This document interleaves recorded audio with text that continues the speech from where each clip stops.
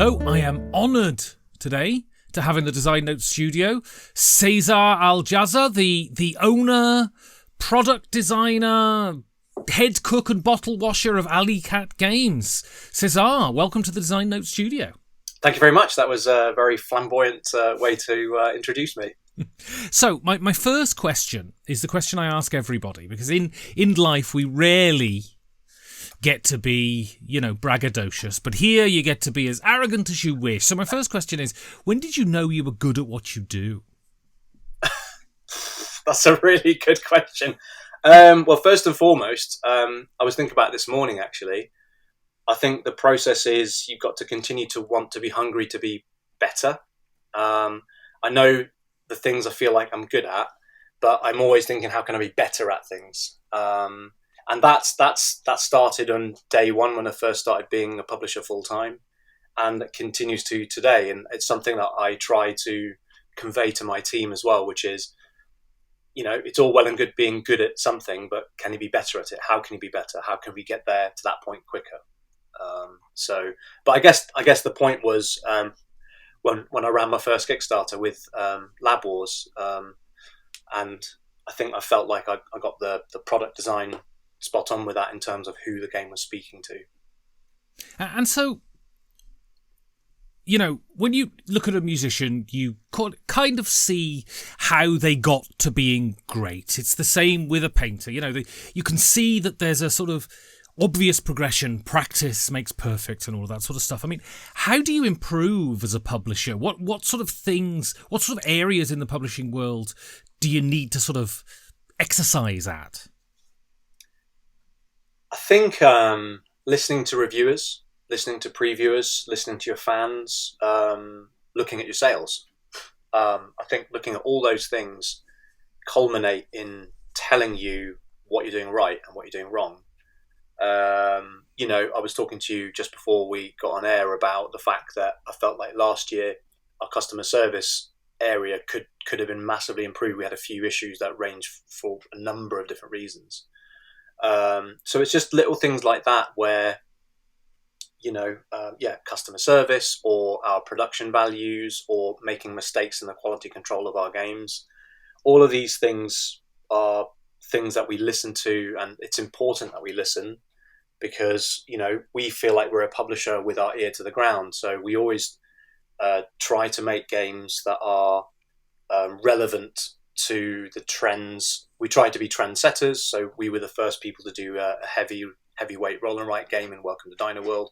But we also are trend followers where we're like, okay, well, this is doing well. Let's do something that other people will enjoy, but in a completely different way or whatever. So it's important to keep your ear to the ground. And it's a completely different industry, but I love hip hop. I used to be part of the UK hip hop scene, and I became friends with the guy who's the grandfather of hip hop, UK hip hop, called Blade. He's also Armenian like me. So we used to chat sometimes, and he always used to say, keep your ear to the ground, keep your ear to the ground. What's the street saying? And that's how and why he was relevant for such a long period of time, because he kept his ear to the ground to hear about what is relevant and what do people want to hear. And for us, it's what do people want to play. So it's very funny if you go to any Kickstarter comment section, it's often like a road traffic accident. Yeah, it is. People think that having input into the process of the game means they can basically moan if they don't get exactly what they want. How do you differentiate between, decent constructive comments from people and trolls who are just disappointed because they didn't get silver meeples or something? Well, I always tell the team, and this is something that I've only I've appreciated over the years of running multiple Kickstarter campaigns, is that the comment section is really for, the majority of them are well-mannered, well-meaning people, but there will be a very vocal minority that will consistently use the comments as a way to publicly own or publicly, scathe you. Some of it is malicious. I think that's a minority of those people. Some of them is just annoyance. They're just annoyed with you for whatever.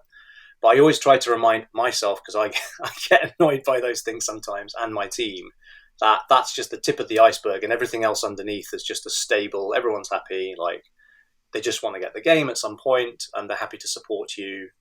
They've liked your games in the past, so it's just a matter of telling yourself that, yeah, sure, the comment section can be nice and it's great, and sometimes can be negative. We did have to cancel a backer once where they, I think, were trolling us on 2 or 3 of our campaigns, and they were quite upset about the way we were doing our updates. They wanted, like, updates every 2 weeks, when we said we do it only every 4 to 6 weeks, particularly when it's quiet. And we basically cancelled his pledge, and they were very upset about this and wrote him on BGG. But luckily, our fans were basically like, "Look, we understand why they cancelled you, because you are actually really annoying."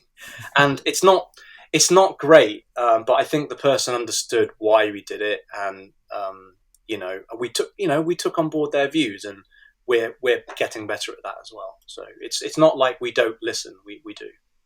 So you mentioned there listening to reviewers, listening to previews. I had a very sort of short stint looking at Kickstarter games, and I essentially stopped doing it because I got a Kickstarter prototype and the game didn't function, and I wrote a long laundry list of issues to the creator why I thought we shouldn't proceed with this preview, because frankly, the game didn't work and I didn't think it was ready for publication. I mean, what is the interaction between publisher and previewer going into a Kickstarter? I mean, in the early days, you're quite lucky for a previewer to kind of pick you up, particularly if they're not charging for it, because I totally appreciate that a previewer spending their time to go through your prototype. Sometimes the bits aren't all there, or you need to add some, meeples here and there. Particularly if you're a first-time creator or you've only just started doing it, it's kind of like your dream to do it. So I can totally understand from their point of view as well that the previewer might be a little bit negative about it. But in that circumstance, I kind of, I'm on your side, which is that's kind of a bit fair. Otherwise, you would have released it and said this game doesn't work, and that would have been even worse. But in terms of, like, with us or with most people in the industry, there are paid previewers. Rado is obviously one. The difference with Rado is that he won't review anything that he doesn't want to play. He's done it to us lots of times. There have been lots of games where we sent them to him and he's just been like, nope, no thank you, that doesn't interest me at all. So I think that in itself speaks volumes of him and the way that he operates in and amongst his team as well. But there are obviously other previewers who do it because they enjoy games, they do it as a hobby, they really want to try out the latest stuff. They might get lucky with the views in terms of, they get 100 to 200 views more usually, or with this one they might get 1,000. So it's every publisher is different and every preview is different, and it's interesting. It's interesting.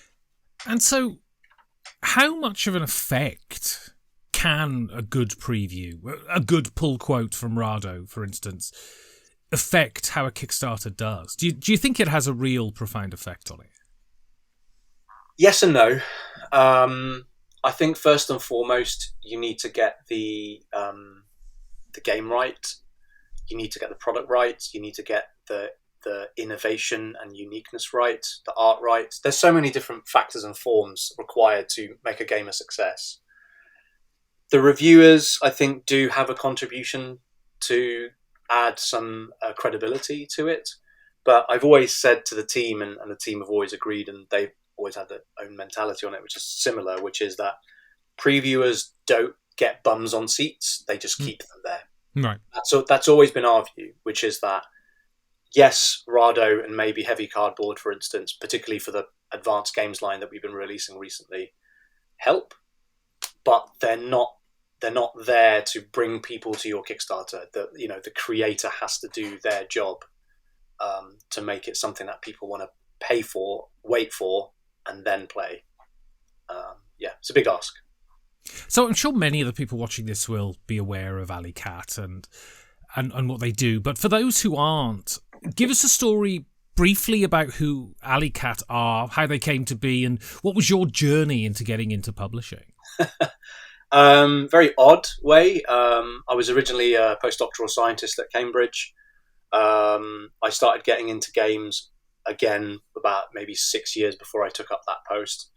And my friend Tim Pinder, who's the brother of my best friend, sent me a prototype, like a card game prototype. And I was like, yeah, go on, and I'll give it a go. So I took it with me to Spain, just on a holiday with my wife and I. We played it, we enjoyed it, and we thought, let's make some games. Why not? Which is obviously ridiculous looking back, especially on a holiday. My wife loves crafting. She loves just being really creative. So for her, it's a really nice way for me and her to do something together. And I really enjoyed that process with her. And so we made the start of what was Lab Wars. And with my project management skill sets as a scientist, I kind of drew everything together. Obviously read Jamie Stegmaier's blog, and that culminated into the Kickstarter.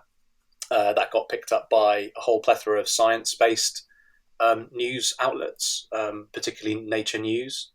And that is what sort of spawned it all. And yeah, that was the kind of start of Alleycat Games. And ever since then, my contract ran out at Cambridge when the Kickstarter started. And afterwards, I didn't have a job. The money wasn't enough to keep me going as an individual or family. So I thought, well, what the hell am I going to do? And basically, I did actually apply for jobs that I wanted to do in science and business, but no one gave me a job. So here I am. And so can you give us an overview then of your process from getting a pitch to having a game on the table? Yeah, it's definitely a team effort. I've got a fantastic team around me. Simon Milburn, who was my right-hand man until he's now part-time, he has a big influence on the games that we pick. Liam, who's my lead editor, he's the one that goes practically from start to finish. He project manages everything and edits everything. And Debs, they're the one that sort of distributes and sends all the games out. It's quite difficult as well. But in terms of the pitch, we have a game submission form. We've had so far 700 submissions since that form started about 6 years ago. And of those 700, we've only signed 3. So you can see that the rate of picking up is quite rare. The way that we pick up games normally is just through networking. We speak to a lot of designers. Designers speak to us directly, particularly those that are well known in the industry. And then from there, we just decide as a team, is this something that we want to take up? How much development work is required? What's the artwork cost going to be? One of the main things that we look at as well is the component to final cost ratio. For us, that's a big thing, where the smaller the components, but the bigger the punch, the better. That ratio we don't look at so much in the Kickstarters. As you can see, they're much bigger form. And then, we just take it from there, hire artists, graphic designers, put it on Kickstarter. We also do pre-order parties now on our website. And then, just get them out. And luckily, we're now in distribution practically everywhere in the English-speaking world through various distributors. So, yeah. And so the last couple of years have been difficult for everybody. And especially this industry has suffered because of its dependence on Chinese production. And so getting it literally physically to places. What are the challenges that you've seen over the last couple of years? And is that alleviating now, or do you see it getting more difficult in the future? There are a whole plethora of complex issues that have arisen since the pandemic and Brexit. Before then, from 2016 to, when we started, to the pandemic in 2020, it was kind of, pretty stable going. You kind of knew the costs. They wouldn't rise that much. The shipping was pretty stable. Air freight was not too bad if you wanted something quickly. But since 2020, there was, exponential rise in shipping. which was crazy. At one point, we paid $24,000 for a container of games that we had to pay for. There was no other choice. The margins on those games were practically non-existent, but we had to get the games out. There's obviously the challenges of Brexit in terms of importing, the fact that having to deal with our European colleagues is just exponentially worse, obviously self-inflicted. And then, so that's been pretty bad. And then now, because of the cost of living crisis, people are tightening up their belts and their wallets, understandably. But it's not all doom and gloom. So shipping prices have practically gone down to where they roughly were pre-pandemic, which is fantastic for the industry. But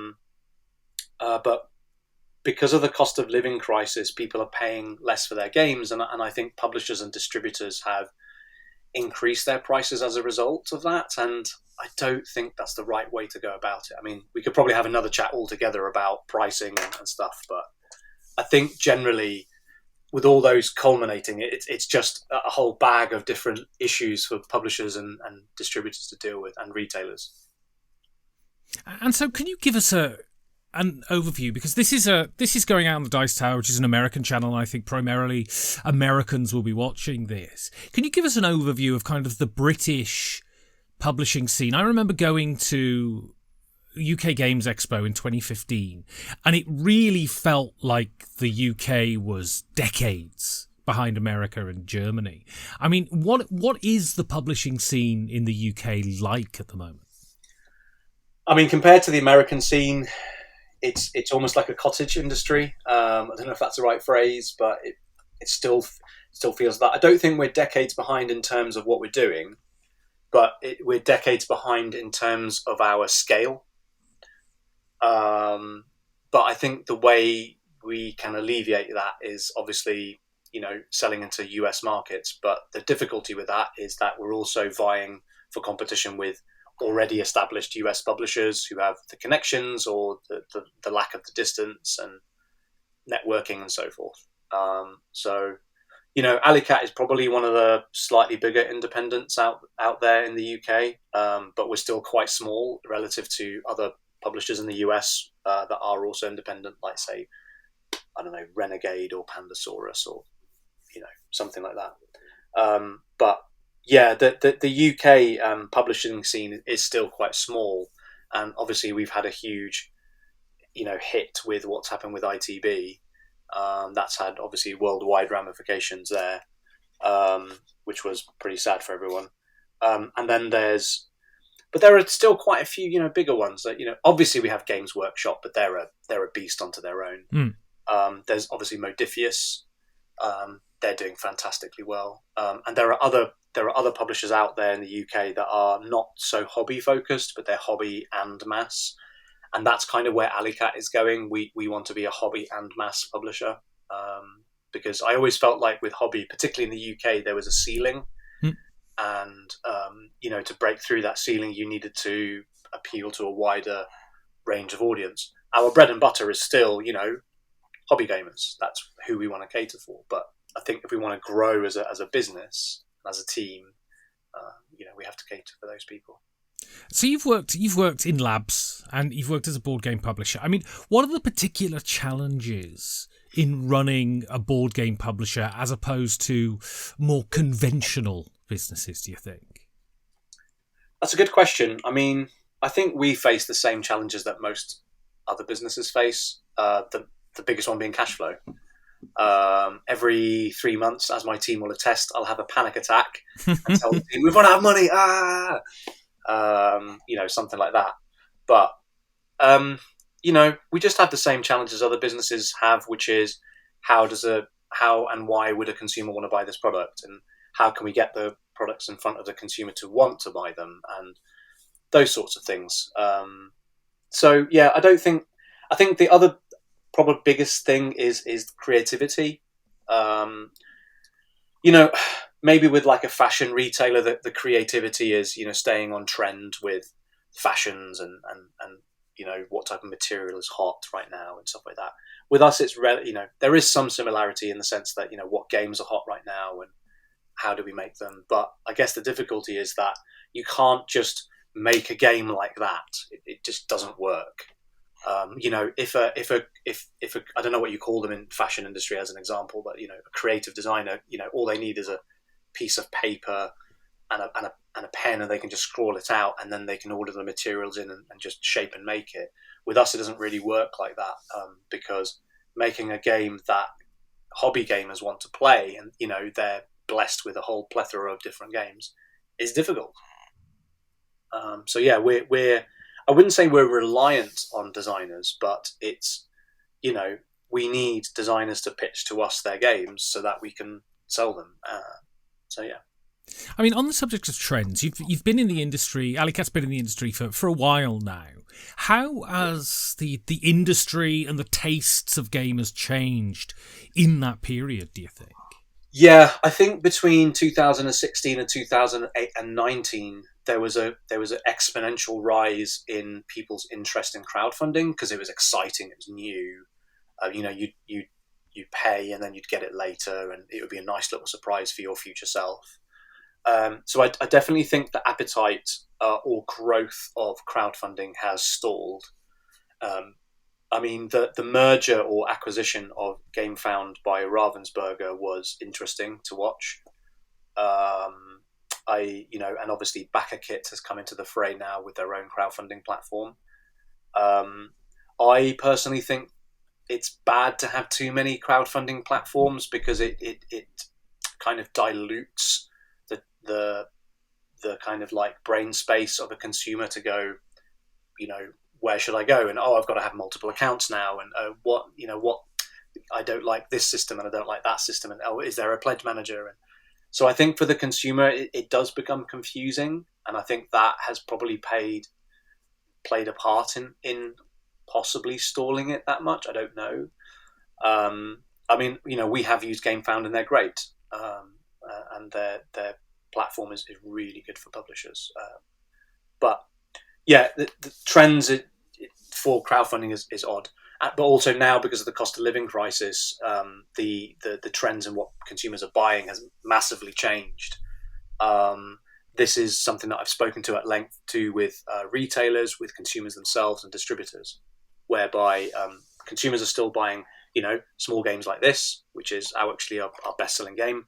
But the medium range Euro games that cost between $30 to $50 is really suffering, because I think in that area people have lots of those type of games and they're usually quite big and take up a lot of space.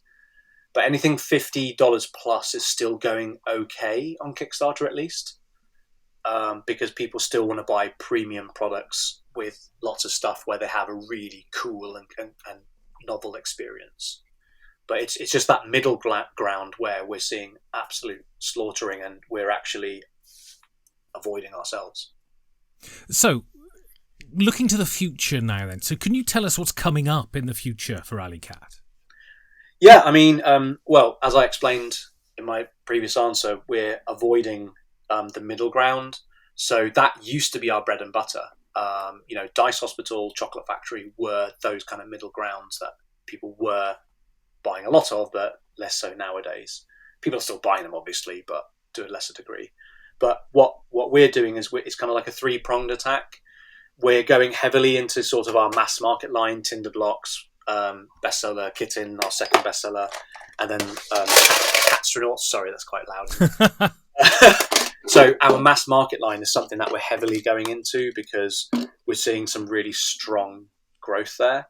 The other line that we're going into is actually licensing games more. So we've licensed this game from an Armenian company. It's going to be called Rome in a Day. That just puts less of a risk of us to get out a lighter Euro game. And similarly with Magic Rabbit, this is our version this is going to be US only for us. And that was actually Spiel des Jahres recommended. So we're going to be doing a lot more licensed games, simply because the risk is lower, even though the cost per unit is slightly higher. It's just the risk is lessened because it's licensed and we don't need to do the development time. And we're still going to be pushing towards our advanced games line on Kickstarter. And so Arborea is currently on Kickstarter and it's doing very well. Do you ever know when going into a project if it's going to be successful? And if you do, what are the indicators for that? Basically, every time we put something on Kickstarter, I have no bleeping idea what it's going to do, to put it bluntly. And I always get nervous about a Kickstarter release. You can just ask the team about how nervous I get. Because obviously it has a big impact on us as a company and my employees' wages, right? So it's very important that they do well because, the margins on those are much, much better than when we put them into retail, and we want people to back us on Kickstarter because it supports us so much more. And that's why we try to support them with, Kickstarter promos, with little expansions. There is exclusivity on certain elements of the game that is not going to be. So, yeah, it's really important. And so a couple of questions. Yeah. A couple of questions left then. So you're at a convention and you go out in the evening and you're coming back from the loo and you hear a table of gamers and they're talking about Alley Cat. So you sidle into the corner and you eavesdrop on their conversation. What do you hope they're saying about you? I want them to say that we consistently produce solid, good games, at the very least. I think one thing that I feel that we're good at is when you look at an Alley Cat product, it's going to be at least good. I obviously want you to say it's great, but I want you to say they're solidly good.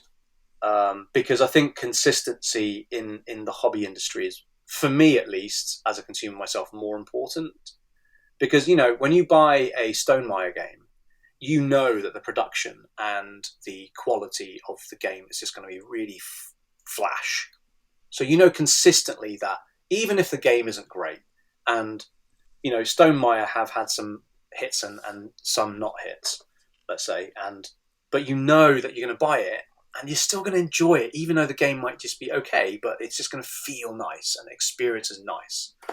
And that's one thing that I want gamers to feel about our game mechanics, at least, that the game mechanics and the artwork and stuff is at least good to very good every time you buy it. So that's what I'm hoping to hear. Okay, last question then. Why is gaming good? It brings people together. It's as simple as that. I was playing some Habba games with my 3-year-old son yesterday, and it was just nice just to sit there and for him not to be on his iPad or watching TV. And, we're feeling the tension of the crow coming to pick up the food away from him. But all the way up to, the heavy games in that, sometimes you just want to sit with your friends and you just want to be around them. You don't necessarily want to talk. You don't necessarily want to do whatever. But just being around them on the table is just great just to reconnect, have a cup of tea or have a beer or whatever, and just feel good together. And that's what games do. Excellent. Well, Caezar Al-Jassar, thank you very much. Thank you for having me.